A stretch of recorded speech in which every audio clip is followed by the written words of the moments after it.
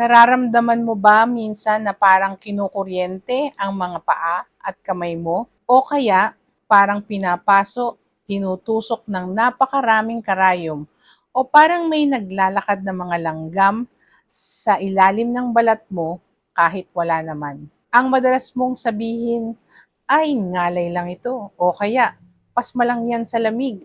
Kaya ang ginagawa mo, pinapahiran mo lang ng mainit na haplas o kaya pinapahilot ng madiin. Pero bakit imbis gumagaling, lalo pang humahapdi kasi hindi yan sa muscle.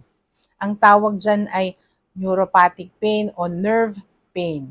So para madali nating intindihan kung bakit nakakaramdam tayo ng kuryente, so isipin nyo na lang na ang mga nerves natin ay ang mga kable ng kuryente sa loob ng bahay natin. Sa normal na kable, may nakabalot na makapal na plastic para protektado ang normal na daloy ng kuryente. Pero kapag meron kang neuropathy, madalas dahil sa mataas na blood sugar o yung tinatawag nating diabetes, kakulangan ng mga vitamins, o kaya naipit ang ugat mo, nasisira ang balot ng kable mo. Nagiging grounded ito.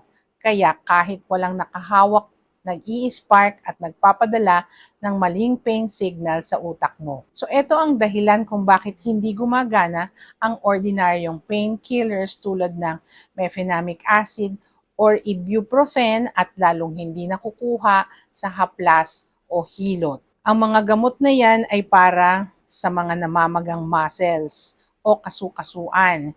Hindi nila kayang ayusin ang grounded na kable. Kapag pinilit mong hilutin ang grounded na nerve, parang hinawakan mo ang nabalatang kable, lalo ka lang makukuryente o masasaktan. Paano natin aayusin ang mga kable? Una, kapag diabetic ka, ibaba ang blood sugar.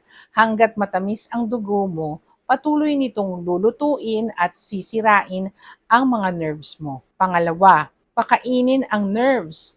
Ang kailangan mo ay nerve vitamins tulad ng B-complex, yung may B1, B6 at B12 para tulungan ang katawan na ibalik ang balot ng mga kable.